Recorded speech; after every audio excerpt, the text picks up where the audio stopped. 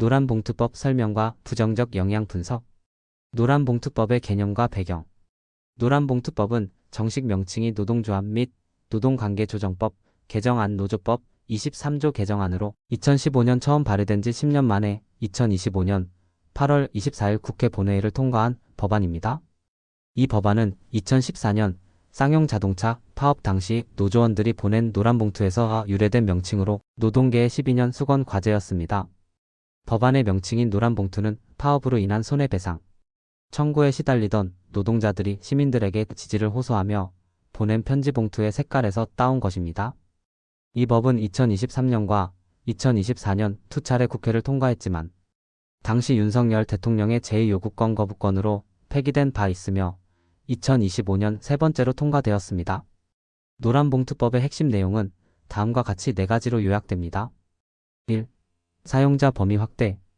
기존에는 직접 고용관계에 있는 사업주만 사용자로 인정했으나 개정안은 근로조건 결정에 실질적 지배력을 행사하는 자까지 사용자 범위를 확대했습니다.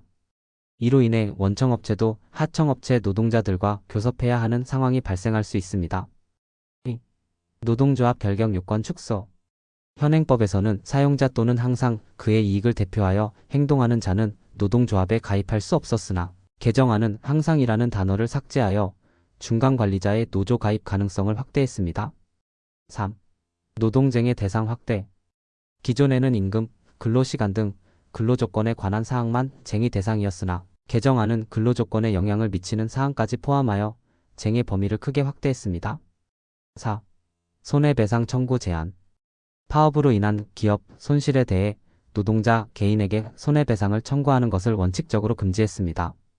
다만 폭력이나 시설 파괴 등 위법 행위가 있었던 경우는 예외로 합니다. 부정적 영향과 문제점. 1. 경제적 부작용. 기업 경쟁력 약화 우려. 노란봉투법 시행으로 노동쟁의 범위가 대폭 확대되면서 기업의 경영권이 크게 제약받을 가능성이 높습니다. 근로조건에 영향을 미치는 거의 모든 경영, 의사결정이 교섭 대상이 될 수 있어 신속한 의사결정이 어려워질 것으로 예상됩니다. 이는 급변하는 시장 환경에서 기업의 대응력을 크게 저하시킬 수 있습니다. 투자 위축 효과. 2025년 7월 주한 유럽 상공회의소가 해당 법안 시행 시 한국 시장에서 철수할 수 있다고 경고한 것처럼 외국인 투자 유치에 부정적 영향을 미칠 가능성이 큽니다. 예측 불가능한 노사관계는 투자자들에게 한국을 투자하기 어려운 국가로 인식시킬 수 있습니다. 2. 노사관계 악화. 교섭 구조의 복잡화. 원청업체와 하청업체 노동자 간의 교섭이 가능해지면서 교섭 구조가 매우 복잡해집니다.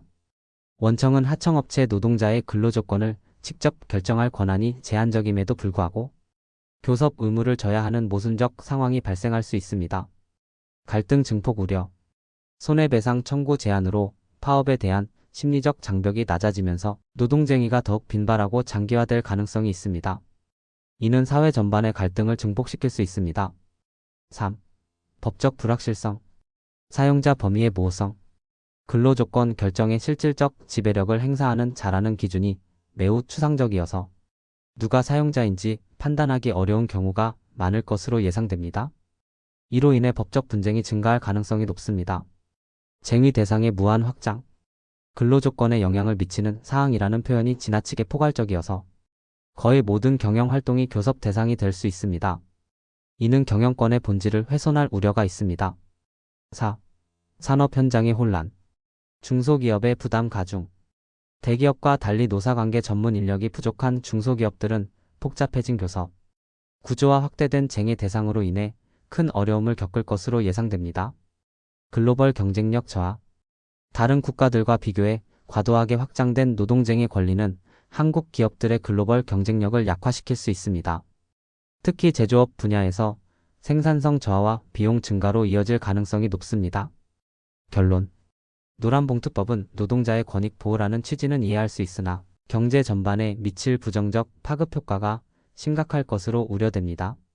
특히 사용자 범위 확대와 쟁의 대상 확대로 인한 법적 불확실성 그리고 이로 인한 투자 위축과 기업 경쟁력 약화는 장기적으로 한국 경제에 부담으로 작용할 가능성이 큽니다.